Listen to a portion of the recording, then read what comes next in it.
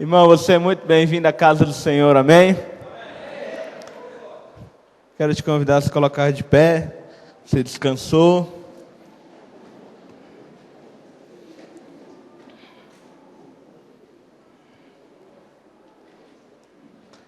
Só para nós orarmos. Feche teus olhos. Pai Santo, nós te louvamos, Senhor, nessa noite. Bendizemos, ó Pai, o teu santo nome. Glorificamos, ó Pai, a ti, na beleza, ó Pai, da tua santidade. Rei dos reis e Senhor dos senhores, eu quero te pedir que o Senhor venha de encontro a nós, ó Pai, nessa hora. Deus Todo-Poderoso, que o Senhor, ó Deus, manifeste a tua graça e a tua glória neste lugar. Que o teu Espírito, ó Deus, encontre liberdade para falar ao coração de cada um dos teus filhos, e que toda a honra, toda a glória, todo louvor seja dado ao nome santo do Senhor. Espírito Santo de Deus, nós te amamos e nós declaramos a nossa dependência ao Senhor e te pedimos que o Senhor se faça presente nessa noite e venha ministrar poderosamente aos nossos corações. E no final de tudo, toda a honra, toda a glória, todo louvor e toda exaltação será dada ao nome santo do Senhor. Irmão, um forte aplauso e depois você se assente, glorificando ao nome do Senhor, Deus Todo-Poderoso. Aleluia! Aleluia, irmão. Você é muito bem-vindo. Irmãos, não existe outro lugar no planeta onde eu desejaria estar nessa noite. Eu quero te convidar a abrir a sua Bíblia no livro de João, capítulo 5.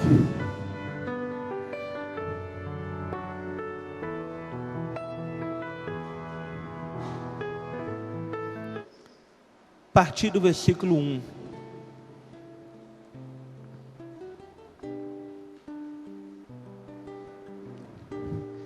Diz assim a palavra de Deus: passadas essas coisas, havia uma festa dos judeus, e Jesus subiu para Jerusalém. Ora, existe ali junto à porta das ovelhas um tanque, chamado em hebraico Betesda, o qual tem 5 pavilhões. Neste jazia uma multidão de enfermos, cegos, coxos e paralíticos, esperando que se movesse a água, porquanto um anjo descia em certo tempo, agitando-a, e o primeiro que entrava no tanque, uma vez agitada a água, sarava de qualquer doença que tivesse. Estava ali um homem enfermo, havia 38 anos. Jesus, vendo-o deitado, e sabendo que estava assim há muito tempo, perguntou-lhe: queres ser curado? Respondeu-lhe o enfermo: Senhor, não tenho ninguém que me ponha no tanque quando a água é agitada, pois quando eu vou, desce outro antes de mim. Então lhe disse Jesus: levanta-te, toma o teu leito e anda. Imediatamente o homem se viu curado, e tomando o leito pôs-se a andar. E aquele dia era sábado. Amém, irmãos? Aleluia. Irmãos, nessa noite nós vamos estudar sobre esse homem, sobre o encontro que ele teve com o Senhor Jesus. Tema da nossa mensagem: um encontro curador. Amém? Um encontro curador, um encontro que traz cura, um encontro que traz renovo à nossa esperança, um encontro que traz dignidade. Irmãos, nos últimos domingos eu sempre tenho falado com a igreja sobre a cultura do judeu, que é diferente da nossa. O judeu não vê um paralítico da mesma forma que nós vemos um paralítico. O judeu olha para um paralítico como uma pessoa que tem um defeito, como uma pessoa que está suprimida de vários direitos. Um homem coxo como esse, um paralítico como esse, por exemplo, ele não poderia entrar no templo. Irmãos, imagina para um judeu não poder entrar no templo. Um homem desse, ele não tem direito a assento preferencial no metrô, no ônibus, não tem nada disso. O único direito que ele tem é de ficar em determinado local, esmolando. E esse homem, há 38 anos nesse estado, ele escolheu um local próximo a um tanque chamado Betesda. Olha para o seu irmão e fala, o nome do tanque era Betesda. Irmãos, você sabe o que significa Betesda? Se você sabe, responde para o seu irmão. Se você não sabe, fala para o seu irmão assim, presta atenção na mensagem. Aleluia. Betesda significa casa de misericórdia.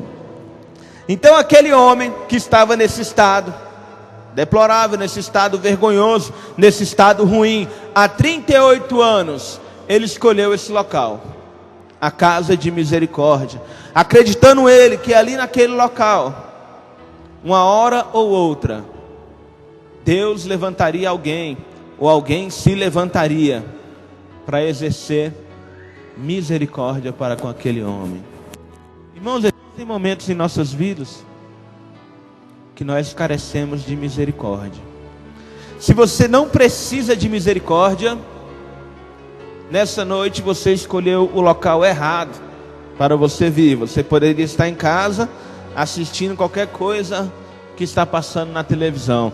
Agora, irmão, se você carece da misericórdia, você veio ao lugar certo nessa noite. A casa de misericórdia do Senhor é a igreja. E este homem estava na igreja, na casa de misericórdia. E Jesus, irmão, Jesus às vezes fala umas coisas com a gente. Eu não sei se Jesus já falou com você alguma coisa estranha, ou já te fez alguma pergunta que você olhou assim e pensou, por que ele está me perguntando isso? Mas Jesus, no versículo 6, ele chega diante desse homem. Irmãos, olha o cenário. O homem está enfermo há 38 anos. Nesses 38 anos ele esperava a misericórdia de alguém e nunca encontrou. E aí Jesus o vê deitado, chega nele e fala, ei cara, é o seguinte, quer ser curado? Irmãos, como assim? Jesus, ele faz essas coisas, né? Ele chega no Bartimeu e fala, Bartimeu, o que você quer que eu te faça?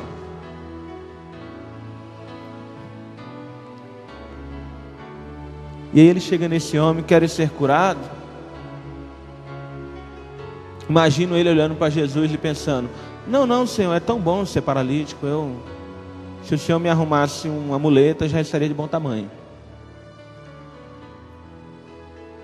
Tipo perguntar se macaco quer banana. É tipo alguém chegar em você na rua e perguntar, e aí, você está a fim de ganhar dinheiro? Aí você, não gosto tanto de ser pobre, então eu acho tão mais espiritual ser pobre, não quero não. E aí Jesus chega diante desse homem, quer ser curado? O mais impressionante não é a pergunta de Jesus, é a resposta do homem. Eu já fico abismado com a pergunta. Vamos ler o versículo 7. O versículo 7 traz uma resposta. Respondeu-lhe o enfermo, Senhor, não tenho ninguém que me ponha no tanque quando a água é agitada, pois enquanto eu vou, desce outro antes de mim. Igreja do Senhor, eu pergunto para vocês, qual foi a pergunta que Jesus fez para aquele homem? Quer ser curado? Existem duas respostas lógicas. Eu quero. Ou então, se o cara for meio louco, eu não quero. Irmãos, não existe uma outra resposta. Você quer ser curado? Sim, eu quero, Jesus. Você quer ser curado? Não, Jesus, eu amo ser paralítico, não quero. Existem só essas duas. Mas este homem, ele consegue uma terceira resposta, que na verdade ele não respondeu a pergunta de Jesus. Ele se queixou diante de Jesus. Ah, Senhor, não tem ninguém que me leve no tanque. E quando eu tento ir, alguém chega antes. de mim. Jesus não perguntou: você quer uma carona até o tanque? Jesus, ele não falou: cara, por que você está aí, tem 38 anos? Jesus não fez esse tipo de pergunta para ele.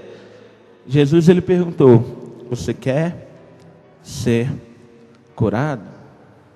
Quando nós lemos esse texto à primeira vista, parece que a pergunta de Jesus é muito absurda. Mas quando nós olhamos com a profundidade maior, a pergunta de Jesus não é tão absurda assim.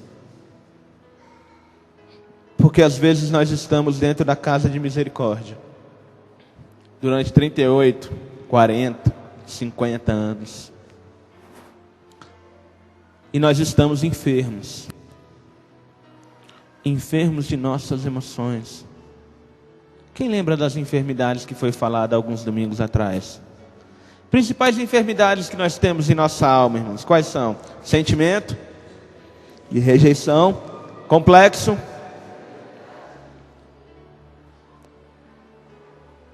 carência afetiva e amargura.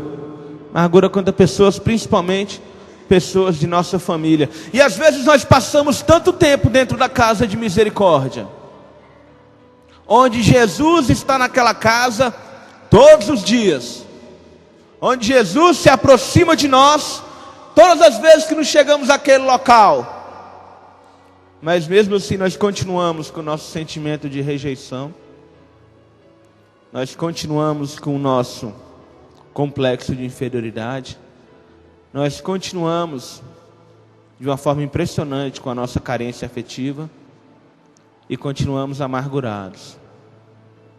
Continuamos amargurados. E a pergunta que Jesus fez para aquele homem é a pergunta que Jesus faz para nós, todos os domingos, todos os sábados, todas as quartas, todas as quintas. Queres ser curado? Irmãos, a situação desse homem é tão séria que em todos os evangelhos ele é o único homem que recebeu um milagre sem pedir.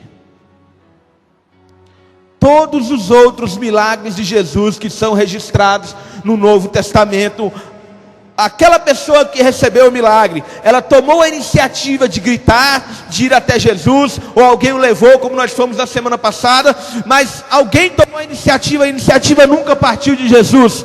Agora este homem não pediu em momento algum pelo milagre. E Jesus, ele chegou diante dele e ofereceu o milagre. E este homem me parece que não entendeu a proposta de Jesus. Pergunto para a igreja: por quê? Por quê? Por que Jesus chegou até esse homem? Por que Jesus fez uma pergunta simples para aquele homem e ele não respondeu da mesma forma? Por quê, irmãos? Irmãos, eu te respondo por quê. 38 anos. Esse homem um dia ficou paralítico. Ele não nasceu assim. A Bíblia é bem clara com os homens que nascem com determinadas enfermidades. Esse homem um dia ficou paralítico. Depois daquele dia que ele ficou paralítico, ele teve que ver a sua família indo ao templo e ele já não poderia estar junto. Ele teve que começar a ser tratado como um inválido. Ele já não pôde continuar exercendo a sua profissão. Naquela época não existia cotas em concurso público para pessoas portadoras de deficiência, não. Ele não pôde continuar a sua profissão. Esse homem que outrora era aquele que sustentava o seu lar, agora é um peso para a sua família. E esse homem que agora é um peso para a sua família, vê o seu mundo, irmãos, desabando. Até que um dia alguém chega em sua casa e fala: você não ficou sabendo do tanque chamado Betesda? Aquele tanque é tremendo. O anjo vai lá e move as águas, e quando as águas se movem, o primeiro que toca as águas é curado. Não interessa a enfermidade, pode estar com HIV, pode estar gripado, é curado, mas só o primeiro que é curado. E aquele homem novamente que se via perdido, aquele homem novamente que se via sem esperança, ele encontra uma esperança para continuar a sua vida, para continuar a sua caminhada. Porque afinal de contas aquele local era a casa de misericórdia. Se eu não encontrar ajuda na casa de misericórdia, irmãos, misericórdia, eu não vou encontrar ajuda em canto nenhum. E lá foi aquele homem para a casa de misericórdia. Mas o que aconteceu? Os anos foram se passando, e aquele homem que esperava ajuda, tudo o que ele viu foi as pessoas passando por cima dele. Irmãos, aquele homem, ele não conseguia chegar no tanque primeiro, nunca, porque a deficiência dele era justamente nas suas pernas. Ele era paralítico. Imagine aquele tanque cercado de pessoas com várias enfermidades. Um cara que está doente, um outro que está surdo, o outro que está com problema de vista, várias enfermidades.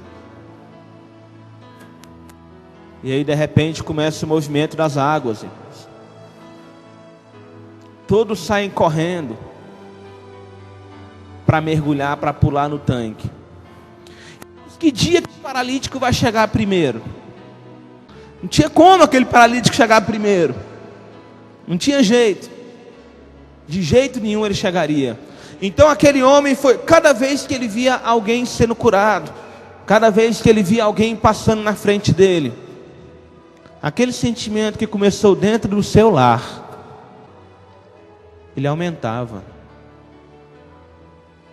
Aquele homem que saiu do seu lar para ir para a casa de misericórdia, em busca de misericórdia, tudo que encontrou foi egoísmo. Tudo que ele encontrou foram as pessoas passando por cima dele. Ninguém nunca chegou nele e ofereceu ajuda. Vamos, eu vou te ajudar, eu vou te levar até o tanque. Pelo contrário, quando ele começava a tentar chegar no tanque, vinha alguém correndo, passava por cima dele, esbarrava nele e chegava no tanque antes dele. E saía glorificando a Deus porque foi curado. E aquele homem mais uma vez ia esperar o movimento das águas. As águas se moviam novamente. Dessa vez vai dar certo. Vinha alguém antes dele e entrava no tanque. E ele via a alegria no rosto das pessoas. E ele olhava para todas aquelas pessoas alegres, todas aquelas pessoas contentes, todos aqueles parentes juntos. E ninguém se importava com ele. Ele anos naquele lugar, aí chegava um enfermo que estava ali há 2 dias e era curado, e ia embora. E ele ficava ali. Irmãos, eu não sei se você conhece essa impressão, a de ficar no rabo da fila, e a fila nunca anda para você. Anda para todo mundo. Todo mundo conquista a sua vitória. Todo mundo consegue a sua bênção. Todo mundo consegue conquistar os seus sonhos. Mas para você parece que nada acontece. Parece que o tempo parou. Parece que as pessoas não estão olhando para você. E no momento de descrença, de desespero, você começa inclusive a questionar: será que Deus está olhando para mim? Esse é o quadro. Essa é a situação. Aquele homem cansou de pedir ajuda. E a amargura, por causa da rejeição que sofremos, ela é uma ferida diferente das outras. O tempo cura as feridas, irmãos. Feridas físicas, sim. Feridas da alma. O tempo tem um poder de piorar as feridas. É por isso que se você tiver um problema, irmãos, você tem que resolver o mais rápido possível. Porque quanto mais o tempo passa, mais difícil fica para resolver essa questão. E aquele homem está ali há muito tempo. Já está amargurado com tudo.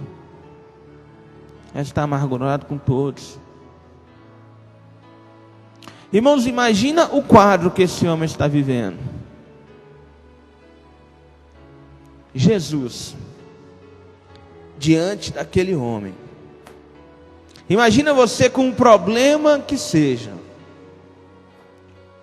Jesus chega diante de você, em carne e osso.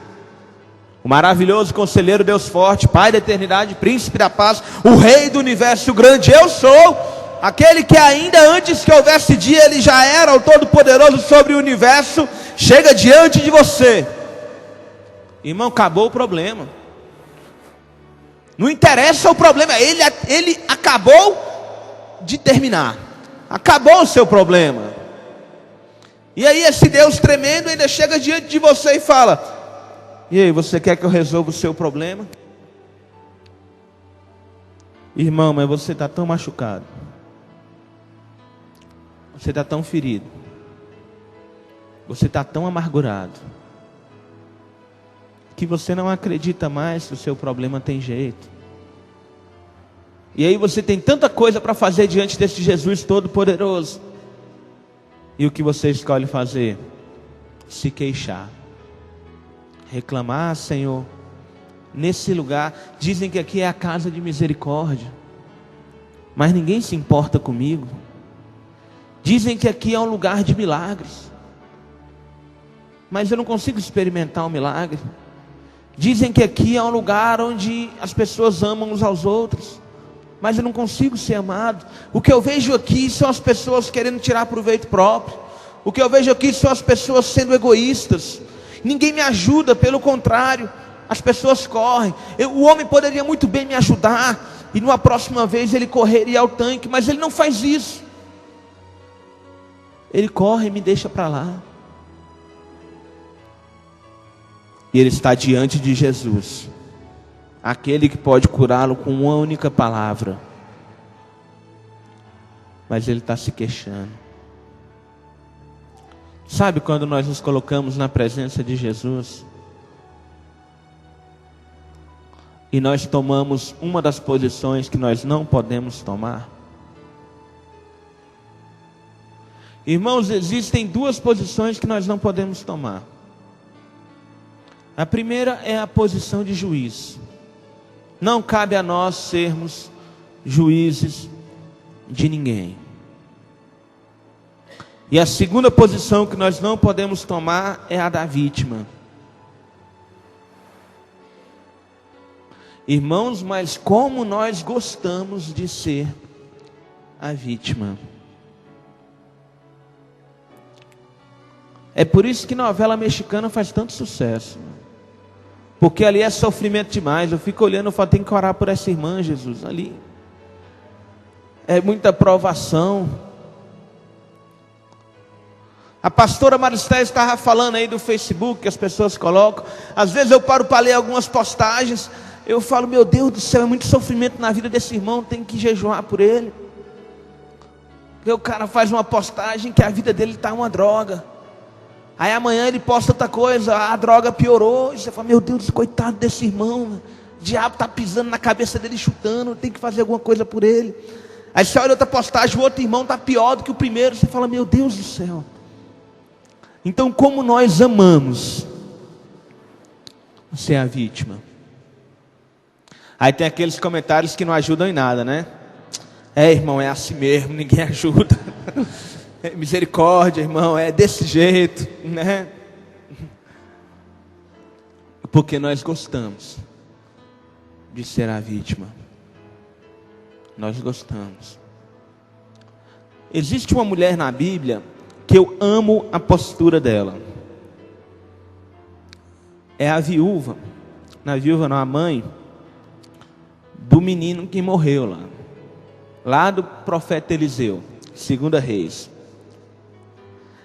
Aquela mulher foi muito boa com o profeta Eliseu. Deu um local para ele ficar e tal. E quando o profeta Eliseu, ele reconhece, ele fala: olha, eu tenho que fazer alguma coisa por essa mulher. E aí o servo do profeta fala: olha, ela não tem filho. Para uma mulher israelita era uma vergonha não ter filho. E aí o profeta chega nela e fala: olha, daqui a um tempo você vai gerar um filho. E ela fala: meu Senhor, não brinque com a tua serva. Eliseu, cheio da autoridade do Espírito, falou: estou dizendo, você vai ter um filho. E esse filho nasceu.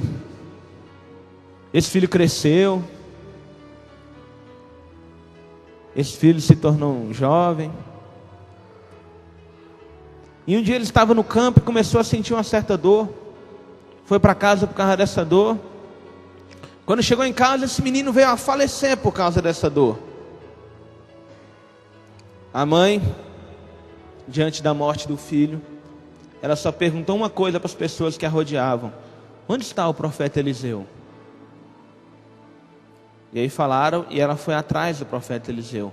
O profeta Eliseu estava na sua jornada, ele ficou sabendo que aquela mulher vinha ao seu encontro. Ele mandou o seu servo Geazi ir de encontro à mulher para perguntar o que a mulher desejava. E é tremendo, irmãos. Quando Geazi chega diante da mulher e pergunta: como é que estão as coisas, o que a senhora deseja? Quem lembra da resposta da mulher? Vai tudo bem. Não vai tudo bem, meu filho acabou de morrer. Mas por que ela falou isso para o Geazi? Vai tudo bem. Irmãos, é um princípio muito simples. O que adiantar ela ficar chorando por Geazi? Geazi ia resolver o problema dela?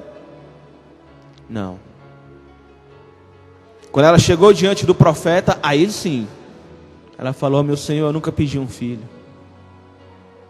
Você falou que eu ia ter, mas nunca foi um pedido meu. E agora meu filho está morto, melhor me fora não ter o filho. E aí Eliseu orou sobre o menino, e o menino, ele ressuscitou. Mas a postura da mulher é tremenda. A mulher, ela não se coloca na posição de vítima. Ela sabia que a autoridade do Espírito Santo estava sobre aquele homem. Então era para aquele homem que ela ia colocar as suas queixas diante dele. Mas nós, irmãos, a gente quer colocar as nossas queixas diante de todo mundo. Parece que existe no nosso meio um desejo que as pessoas sintam pena de nós. Ou que as pessoas olhem para nós e falem assim: caramba, aquele irmão, não sei como é que ele consegue permanecer na presença de Deus, porque é muita provação. As lutas, lembra das lutas? As lutas são muito grandes na vida desse irmão. E esse homem está diante de Jesus, irmãos. Irmãos, o que me impacta é que ele está diante de Jesus. E ele está se fazendo de vítima. Pergunto para vocês, igreja: esse homem era vítima? Era, igreja?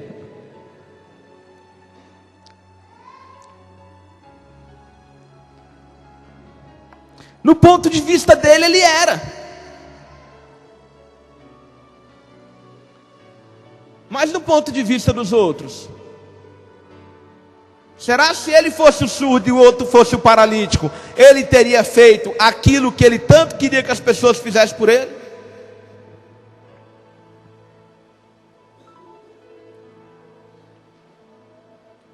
Mas mesmo como nós somos vítimas, irmãos, mesmo quando nós temos razão, a nossa situação poderia ser pior. Nós temos uma tendência a achar que o nosso problema é o maior problema do universo.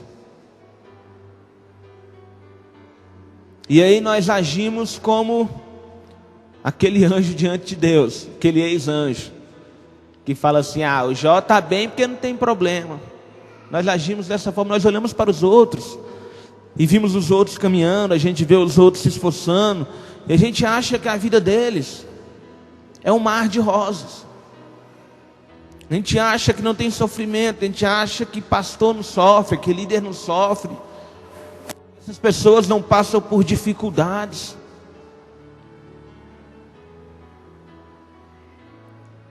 E a gente pega o nosso problema como sendo o maior. Eu concordo que nós temos que levar o nosso problema a sério. Mas eu estou convencido também de que o nosso problema não é a pior coisa do universo. E mesmo que fosse a pior coisa do universo, irmãos, eu estou diante do Rei dos Reis, do Senhor dos Senhores, e não há quem possa escapar das minhas mãos, porque operando eu, quem impedirá, irmãos? Quem vai impedir o agir de Deus? Não há problema, não há nada. Acaso haveria algo demasiadamente difícil para mim? É interessante que Deus, Ele não fala para nós, por acaso haveria algo que eu não consigo resolver. Ele não só consegue resolver, como Ele diz que é extremamente tranquilo, é fácil, é sem esforço. É no estalar de dedos. Irmãos, mas sinceramente, quando eu olho para esse homem, eu tenho que te falar, eu entendo este homem. Porque a rejeição que sofremos durante os anos, elas têm um poder de nos deixar amargurados. E a amargura tem o poder de deixar a nossa visão turva. Lembra do cego da semana passada? Visão turva. Um coração amargurado não consegue perceber as circunstâncias como elas realmente são. Um coração amargurado é muito interessante. Vamos supor que eu estou aqui amargurado. Estou amargurado com o pastor Maico. Amargurado com o pastor Maico. E aí eu chego na igreja. O pastor Maico está no meio da igreja com a pastora Maristeles, estão conversando. E o pastor Maico está rindo. Riu bem na hora que eu entrei. Vocês estão rindo porque já pensaram isso, né? Olha lá, ele está rindo de mim. Então, um coração amargurado é um coração cego. É um coração que acha que o mundo está conspirando contra você. Uma vez um irmão chegou em mim para se aconselhar, ele falou: olha, e aí as pessoas, elas ficam me apontando, e aí as pessoas, elas ficam fazendo tudo para me prejudicar. E eu olhei para ele assim, em determinado momento, eu falei: irmão, será que as pessoas não têm mais o que fazer não? Será que as pessoas não trabalham? Será que as pessoas não têm ocupação na vida? Será que o objetivo da vida delas é ferrar contigo? Será que elas acordam de manhã, se olham no espelho e falam: hoje eu vou acabar com ele? Definitivamente não, irmãos. Mas essa é a visão que nós temos. Porque nós estamos feridos. Estamos machucados, o coração está calejado. Uma pessoa que foi muito rejeitada, ela tem extrema dificuldade de se relacionar novamente. Inclusive se relacionar com Deus. Porque ela entra em todo o relacionamento com o pé atrás. Porque o que aconteceu no último relacionamento? Eu fui rejeitado. E agora eu tenho que ir com muita calma, porque é uma questão de tempo para eu ser rejeitado novamente.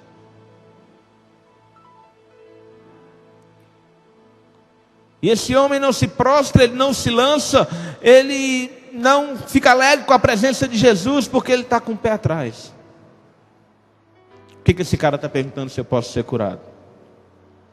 O que ele quer? Ele quer rir da minha cara? É alguma brincadeira? Irmão, quero te convidar a fechar os teus olhos.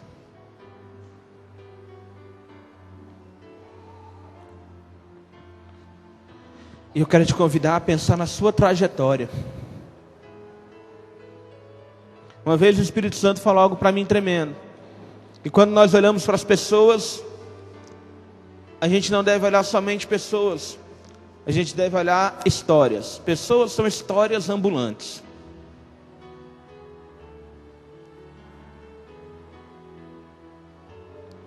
Um dia você chegou a esse lugar. Vem comigo nessa viagem. A casa de misericórdia. E você chegou a este lugar porque você estava cansado do tipo de relacionamento que você encontrava lá fora. Onde você vale o que você tem. Onde você servia para as pessoas quando você tinha algo a oferecer.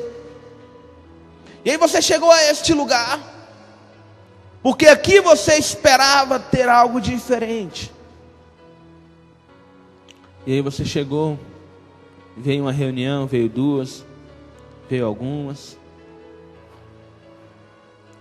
Jesus, ele foi trabalhando no seu coração a cada mensagem. Jesus, ele foi mostrando para você que ele tinha uma proposta de vida diferente. Até que um dia você não suportou e aí você se entregou a ele. Irmãos, eu não sei no seu caso, mas foi o dia mais feliz da minha vida. E no dia que eu me converti, eu não entendi direito o que eu fiz, mas eu estava muito feliz. E aí a gente começa a caminhada. E é maravilhoso começar a ter estudo, é maravilhoso começar a ler a Bíblia e entender. E você fica com vontade de falar para todo mundo aquelas coisas que você aprendeu, que você entendeu. Você acha que você teve a interpretação nova, mas todo mundo já sabe da igreja aquilo que você acabou de ler. Mas você está muito empolgado e é muito gostoso, é uma sensação muito legal.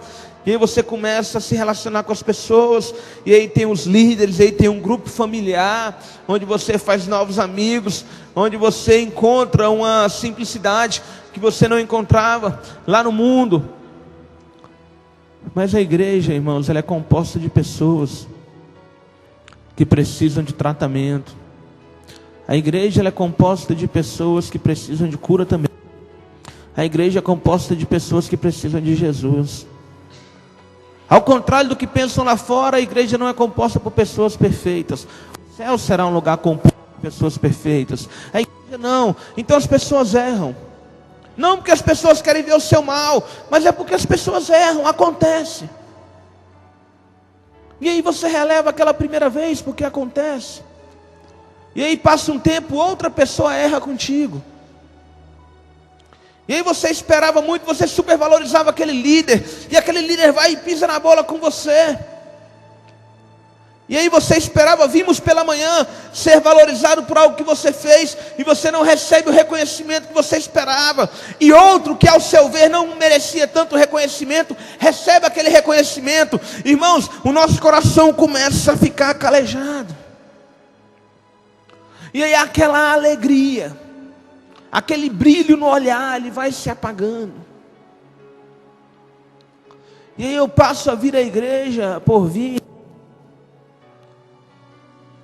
Eu passo a convencer a mim mesmo de que eu sou uma vítima, de que a igreja é um lugar de hipócritas, que na verdade ninguém não está nem aí para mim, que as pessoas não se importam comigo. Aí o irmão chega depois do culto, me dá um abraço, fala que me ama, e no fundo eu penso, mentiroso, falso. Eu fiz brincadeira com as postagens no Facebook, mas aquilo nada mais é do que você externar o que está dentro da sua alma. A boca fala do que o coração está cheio, né? No caso das redes sociais, você escreve aquilo que seu coração está cheio. E aí nós perdemos a alegria, irmãos. Nós perdemos a alegria. Você pode abrir os teus olhos. A alegria vai embora. A gente chega numa reunião como essa, uma festa para o nosso Deus, e a gente não consegue se alegrar. Eu fico olhando os meninos aqui em cima, no período de louvor. Aí o Gilmar começa a orar e fala: vamos lá, igreja, adora a Deus. E a igreja parece que está inerte. E aí os meninos começam a pular ali, dão um salto mortal aqui na frente. E aí a gente fica parecendo um bando de boi dopado, olhando para o palco. Mas isso acontece porque o coração está ferido. Sabe aquela expectativa de sair da sua casa? Meu Deus do céu, eu estou indo para a igreja. Hoje Deus vai fazer coisas extraordinárias comigo. Aquilo acaba. E a gente passa a fazer do culto um programa. A gente passa a fazer do culto... tem 2 semanas que eu não vou. Acho que hoje eu tenho que dar uma passada lá. Senão daqui a pouco vão começar a me perturbar. Daqui a pouco, começar a buzinar. Não vai dar certo. E a gente começa a fazer da igreja esse tipo de programa. A gente esquece quem está aqui nos esperando. A gente se esquece com muita facilidade que isso aqui é uma reunião ao Todo-Poderoso. Irmão, se as pessoas te magoaram, se as pessoas te decepcionaram, se as pessoas feriram você, o que Jesus tem a ver com isso? Tenho certeza que não foi Ele que mandou as pessoas fazerem isso. E aí eu, como esse paralítico, eu estou diante de Jesus, mas eu estou inerte. Irmãos, Jesus tem um poder para curar esse homem, mas ele está lá.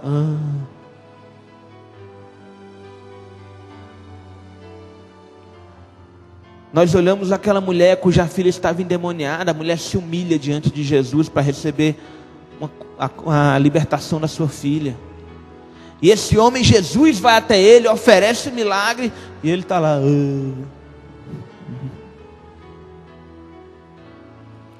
Porque o coração está machucado. O coração está magoado. Aquela casa de misericórdia não é para mim. A igreja é um local para algumas panelinhas. Tem um pessoal lá que eu não sei o que eles fizeram para o pastor, que tudo para o pastor é aquele povo. E eu estou aqui passando por esse problema e ninguém está nem aí. Coração machucado. Irmão, você sabe qual é o segredo para você caminhar na presença de Deus com constância? É você deixar o Espírito Santo curar o seu coração. Porque quando você deixar o Espírito Santo curar o seu coração, você vai caminhar. Porque os seus olhos estarão fixos em Jesus. Irmãos, por muito menos, às vezes a gente se faz de vítima.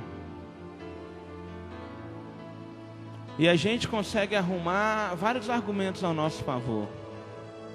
Ele poderia ter me chamado no canto e falado. Ele poderia ter feito isso. Não é o que a pessoa... Maior conversa fiada do mundo. Não é o que a pessoa fala, é como ela fala. É o que ela fala sim. É o que ela fala. Irmãos, fiz um momento de quebra-gelo aqui. Mas para um pouco para pensar em si mesmo. Será que nós só conseguimos caminhar até alguém quebrar minha unha? E aí eu tenho uma crise. E aí eu me levanto, caminho mais um pouco. Aí daqui a pouco o irmão passou por mim dentro da igreja e não falou comigo, eu tenho outra crise. Irmão, se isso acontece comigo, é porque a minha alma não foi curada. É porque em algum momento da minha vida eu fiquei amargurado. Eu até acho que resolvi, mas no fundo eu não resolvi como deveria ter resolvido. No fundo aquela rejeição ainda me machuca. No fundo eu ainda tenho aquele complexo de inferioridade. Sabe quando eu quero ser o centro das atenções? Irmãos, isso é carência afetiva. eu quero aplauso, eu quero que as pessoas olhem para mim, eu quero que as pessoas me valorizem. É porque no fundo eu mesmo não consigo me valorizar. No fundo o amor de Deus não é o suficiente para mim.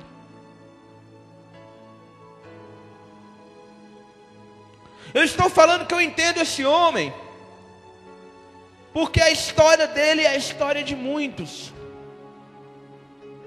E é muito fácil para mim chegar diante da igreja e falar que o seu problema, que você está com muita frescura, irmão. É muito fácil eu falar isso se eu não estou no seu lugar. Por isso eu falo que eu entendo esse homem. É muito fácil fazer piadinha com ele, que ele está diante de Jesus e ele está reclamando porque eu não estou no lugar dele. É muito fácil falar desse homem porque não tem 38 anos que eu sou paralítico e sou ridicularizado.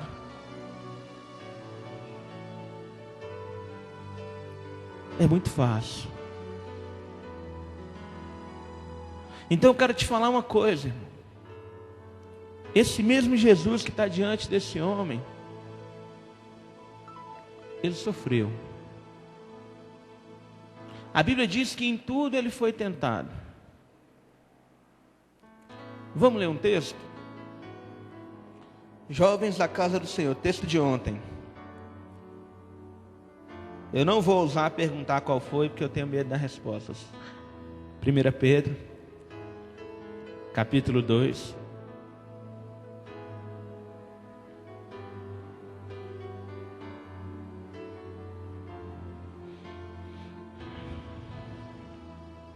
Primeira Pedro 2, versículo 21. 1 Pedro 2, 21. Porquanto, para isso mesmo fostes chamados, pois que também Cristo sofreu em vosso lugar, deixando-vos exemplo, para seguirdes os seus passos. Olha o tremendo, irmãos. O qual não cometeu pecado, nem dolo algum achou em sua boca. Pois ele, quando ultrajado, não revidava com ultraje. Quando maltratado, ele sabe o que é ser maltratado, irmãos. Não fazia ameaça, mas entregava-se àquele que julga retamente. Carregando ele mesmo em seu corpo, sobre o madeiro, os nossos pecados. E as nossas feridas também, irmãos. Para que nós, mortos para os pecados, vivamos para a justiça. E por suas chagas, irmãos, nós somos sarados, porque estáveis desgarrados como ovelhas, agora porém vos converterdes ao pastor e bispo de vossas almas. Irmãos, pelas chagas do Senhor Jesus, nós somos sarados. Ou seja, a cura, ela já foi feita. O Senhor na cruz, ele falou: tetelestai, está consumado, está feito, estão salvos, estão curados, estão libertos, estão restaurados, porque eu já fiz todo o trabalho pesado. Irmãos, o nosso trabalho, a nossa parte, que é extremamente difícil para nós, é somente nos colocarmos diante do Senhor, falar: Jesus, eu estou aqui, estou cansado de andar aos trancos e barrancos, estou cansado de sofrer com o meu passado, estou cansado de sofrer com as coisas que me acontecem. Irmãos, eu tenho que te falar uma coisa: você foi rejeitado no passado, você será rejeitado no futuro. As pessoas te fizeram mal no passado, acredite, as pessoas te farão mal no futuro. A questão é: as pessoas vão me derrubar? Ou eu vou seguir com fé? É interessante que a palavra de Deus fala: o meu justo, ele viverá da fé. Nós não podemos viver de acordo com a nossa alma. A nossa alma é caída. Nós não podemos viver de acordo com as nossas emoções. As nossas emoções nos traem. Irmãos, na Bíblia, coração é sinônimo de alma. E a Bíblia diz: enganoso é o coração, quem conhecerá? Enganosa é a nossa alma. Enganosos são os nossos sentimentos, são as nossas emoções. Se nós formos caminhar guiados pelas nossas emoções, irmãos, nós estamos perdidos. Agora o justo do Senhor caminhará de acordo com a fé. Irmãos, vamos voltar para João 5, para a gente orar. Olha como o final dessa história é lindo.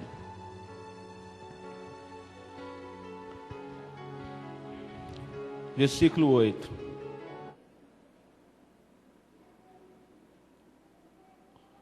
Então Jesus o pegou pelo braço, o levou até o tanque no momento que a água se movia, e ele entrou na água e foi curado.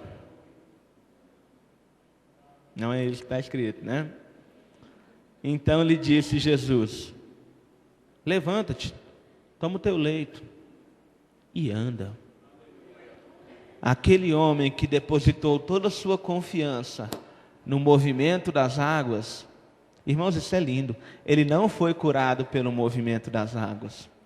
Aquele homem que se queixou que durante 38 anos ninguém o ajudou a chegar no tanque, não foi curado através do tanque. Aquele homem que se queixou que ninguém o ajudava, não foi curado por intermédio de ajuda de nenhuma daquelas pessoas.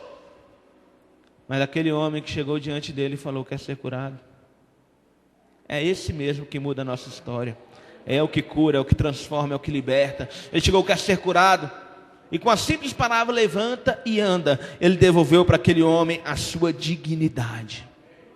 Aquele homem agora pode voltar a ser um pai de família. Aquele homem vai voltar para a sua casa caminhando para retomar o seu papel como pai, como marido. Ele vai voltar a frequentar o templo. E eu tenho certeza que a sua adoração a Deus agora será diferente. Irmãos, você não precisa do movimento das águas. Você quer saber de outra coisa? Se você olhar para o versículo 4, na minha Bíblia o versículo 4 está entre colchetes, e na sua? Você sabe o que significa um texto entre colchetes? Um texto entre colchetes, ele não faz parte do texto original. Ele é colocado pelo autor para a gente ter um entendimento. Porque se não existisse esse versículo 4, a gente não entenderia o texto. Por que ele está esperando a água se mover? Irmãos, não tinha coisa de anjo nenhuma. Acredita-se que era um problema de tubulação que fazia a água de tempos em tempos se mover. E provavelmente as pessoas que eram curadas ali pela fé. Então aquele homem passou 38 anos acreditando em uma mentira. 38 anos depositando a sua esperança em um mito, em algo que as pessoas falavam por aí na rua. Irmão, você não precisa se enganar. Você não precisa se basear numa mentira. Você não precisa se convencer a você mesmo de determinada coisa. Jesus, Ele está aqui e Ele quer lavar a sua alma de uma vez por todas. Amém, igreja? Jesus, Ele quer tratar as nossas almas. A questão é: queres ser curado? Ou a minha alma vai continuar me esbofeteando por toda a minha vida cristã?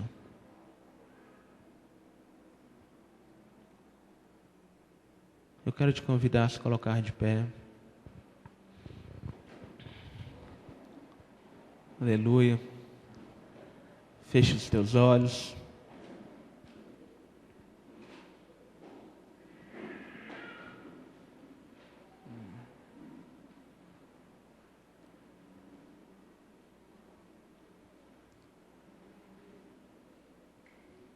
Nós vamos cantar um coro. Eu nem sei se esse coro sai. Ricardo, por favor.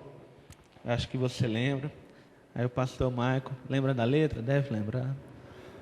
Se não lembrar, dá um jeito.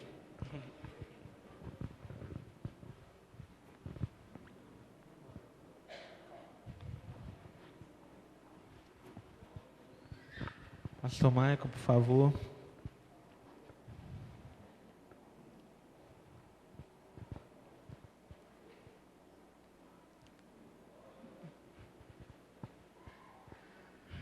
Irmão, fecha os teus olhos.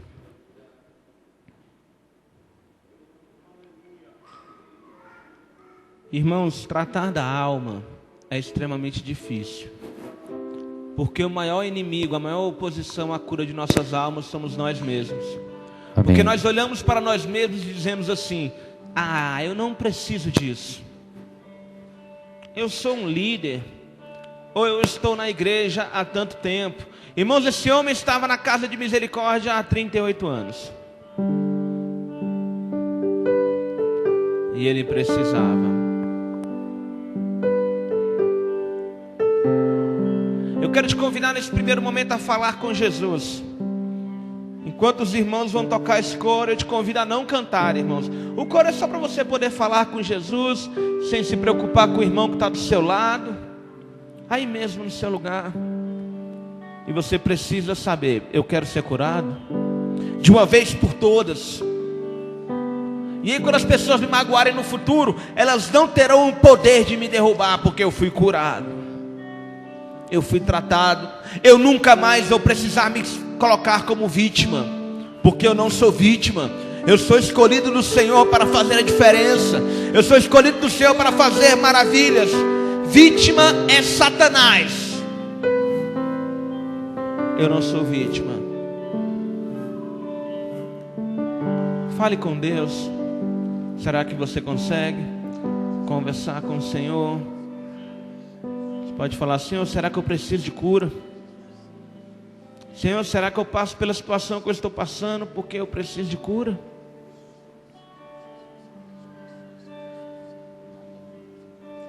Santo é o teu nome, Jesus.